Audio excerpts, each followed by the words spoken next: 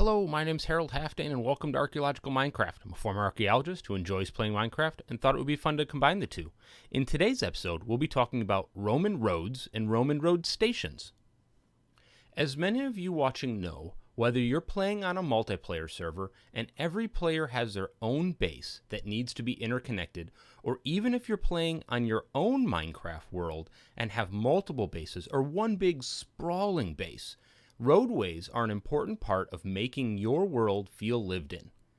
It helps tie the builds in your world together, helps tell the story of your world, as well as being a practical help navigating from base to base so you don't get lost, especially before you get an elytra, but even after, it provides you something pretty to look at as you're flying around your world.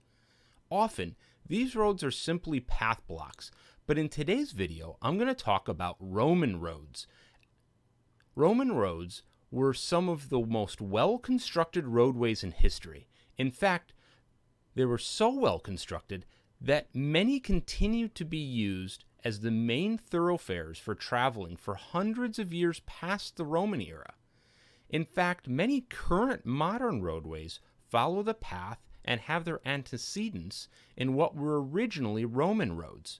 Examples of this in England are the A46, the B4455, the A429, the A37, and the A358, which all used to be part of the Fosse Way, which ran from Exeter to Lincoln. This is just but one of dozens of examples of modern highways and streets that used to be Roman roads that ran through Britain, France, Spain, Italy, and over much of Europe, North Africa, and parts of the Middle East. Why did the use of Roman roads last for so long? Well, it all came down to the quality of their build and careful engineering. In fact, the Romans cared so much about their roadways that the requirements were codified into their laws. They dictated that public roads be straight whenever possible, and they were often ruler straight almost to a fault. They would often go straight up a hill or incline to 15 to 20 degrees in some areas. Often, with those severe inclines, they would be later modified to allow for a more gentle slope by adding in cutbacks. Overall, the Roman roads generally show a willingness to alter the terrain to match the needs of the road, as opposed to altering the roads to better match the existing terrain. This often involved bridging, tunneling, removing obstacles in the way of the road. Roads were supposed to be a minimum of 8 Roman feet wide, which is around 2.5 meters, or 8 modern feet. When they did need to be curved, they had to be twice that width. In the later Republic, they typically were at least 12 Roman feet wide, or 3.5 meters, or about 11 to 12 modern feet. This road width varied over time and practice, but typically roads measured between 2 meters, or 6.5 feet, and 7 meters, or 23 feet wide. This allowed for 2 carts to pass each other along the road and still have some room potentially for pedestrians. The law also restricted the use of carts in urban centers to specific areas and nighttime use only. Some of the roads in Pompeii show evidence of speed control devices, or in other words, speed bumps or speed humps, depending on how you want to say that. What they would do is place upright stones across the road with gaps in them. This would force the cart traffic to slow down and ensure that the wheels of the cart went between the gaps, or else run the risk of crashing into those upright stones, thus stopping the cart in its tracks. There were 3 main types of roads. First was the Via Publica, or main roads. Second were the Via Privatae, which were private or country roads. And then there was the third type of road, which was the Via Vicitalis, which were roads in villages or crossroads. Main roads interconnected major urban centers and were paid for with public funds and owned by the state.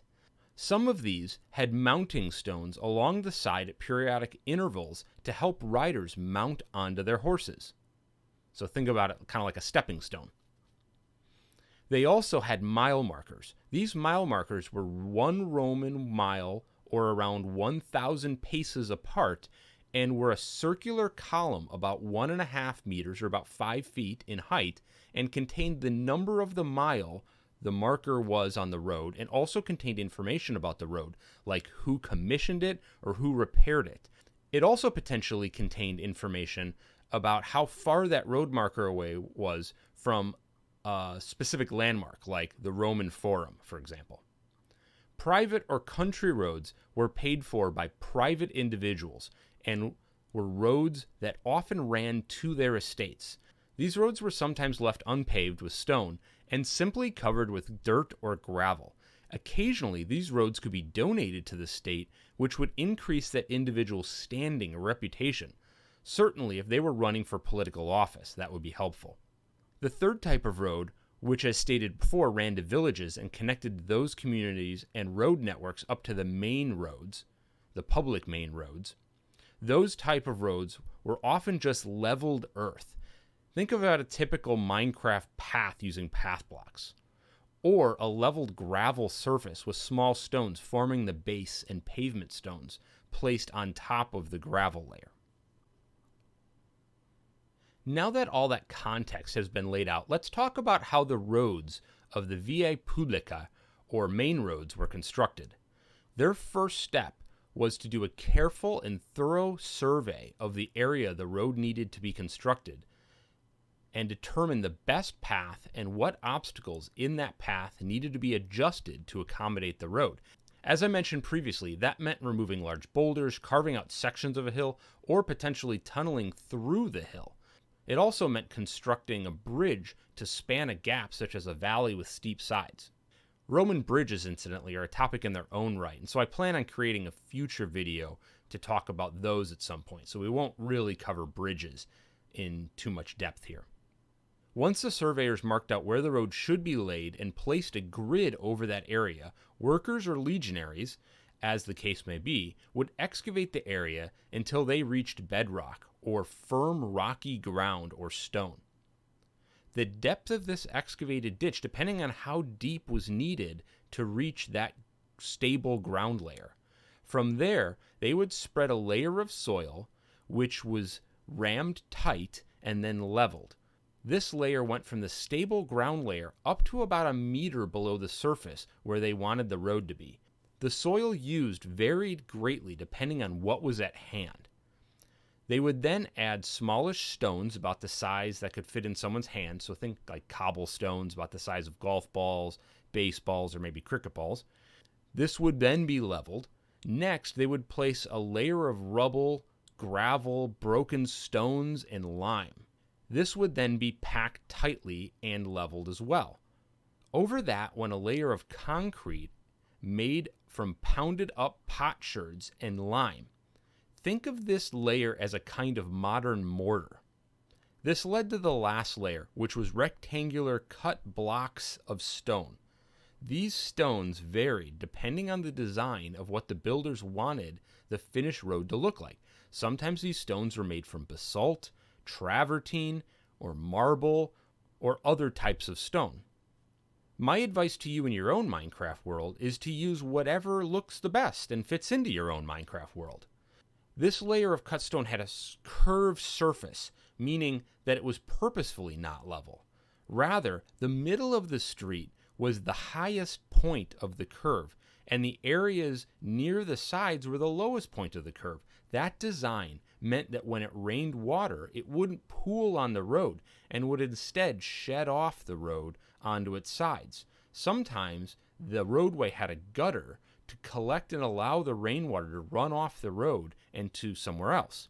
Along each side of the road was often a raised sidewalk to help with pedestrian traffic, and then beyond that would be an edge stone that was placed against the side to help keep the whole road in place and not push outwards. Additionally, on each side of the roadway, there was often a ditch to help with that water runoff, and to help demarcate the road from the surrounding land and fields.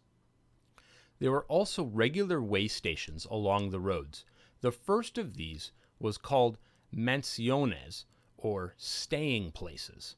These were purpose-built rest stops placed at regular intervals of around 25 to 30 kilometers, or 16 to 19 miles, and were placed that distance apart because an ox-drawn cart can travel around 30 kilometers a day.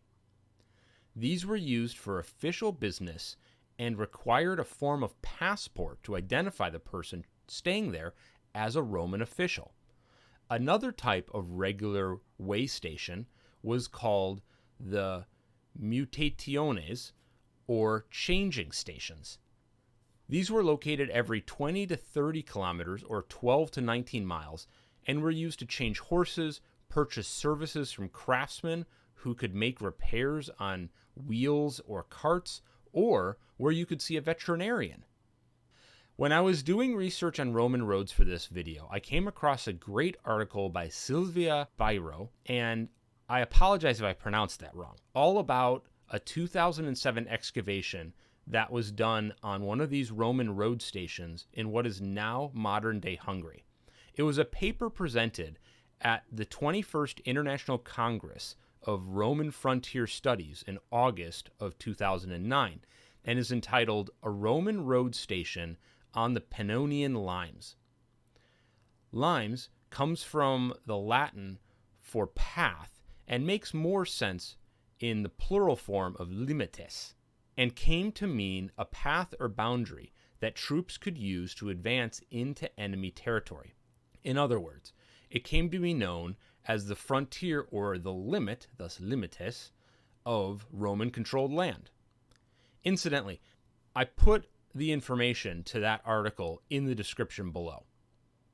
The excavation of the road station showed that the site lay between two known Roman auxiliary camps, or basically two military camps of foreign-born troops. The site is located around 700 meters, or a little under half of a mile, from where the Danube River runs today. The Roman road, the Pannonian Limes, ran around 20 meters, or 65.5 feet, to the south of the site. The entirety of the road station was surrounded by a 40 by 40 meter, or 130 by about 130 foot ditch, which was around 1.5 or around 5 feet deep. Now, you think that that ditch might be for defense, and it might have afforded a bit of protection, but because there wasn't an internal rampart or wall, it seems unlikely to be its primary purpose. More likely is that it was used for water drainage from the site, and in fact there are a couple of smaller and shallower drainage ditches running from the building on the site to the outer ditch. Also, it was connected to the drainage ditch for the roadway. The site showed that there was an earlier phase which dated to around the end of the 1st century to the beginning of the 2nd century AD, which contained a wooden building, but it was later demolished by the more substantial building in the later phase. It's that later phase building that we're building here. In the beginning to the mid-2nd century AD, a symmetrical building measuring 17 by 21 meters, or around 56 to 69 feet, was constructed. It had 4 squarish rooms at the front of the structure, with 2 rooms on each side, and then the back half of the building being one large courtyard flanked on each of its side by long rectangular rooms. In front of the building, there was a gravel surface and a small road that connected the building to the main road. This small road had a mostly gravel surface, which was strengthened by bricks and small stones. The excavators surmised that the gravel front of the building might have acted kind of like a parking lot for carts or horses, and they were even able to find some parallel wheel tracks from carts. In the front room to the southeast of the site, an oven was found in the corner of the room, so it's likely that that room was used as a kitchen. Another of the smaller front rooms was likely used for storage, and the half-open back half of the courtyard was a stable. The building had a stone foundation which was leveled, and then clay walls were put on top of it. In the rear courtyard, the roof was supported by wooden pillars or posts, some of which were likely placed reusing posts from the first phase of the building. Outside of the building were 3 wells discovered and excavated. 2 of them had wooden barrels that the archaeologists were then able to use to help date the site using dendrochronology, or tree ring dating. Another well contained almost no material, so it's possible that it perhaps was never completed or abandoned.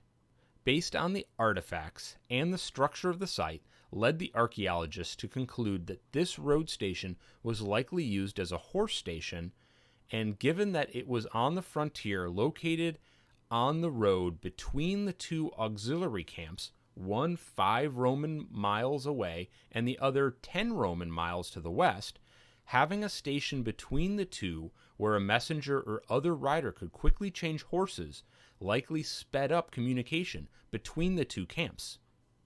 Well, I hope you enjoyed today's episode and our Minecraft recreation of not just a Roman road, but also a recreation of an actual Roman horse changing station along a road.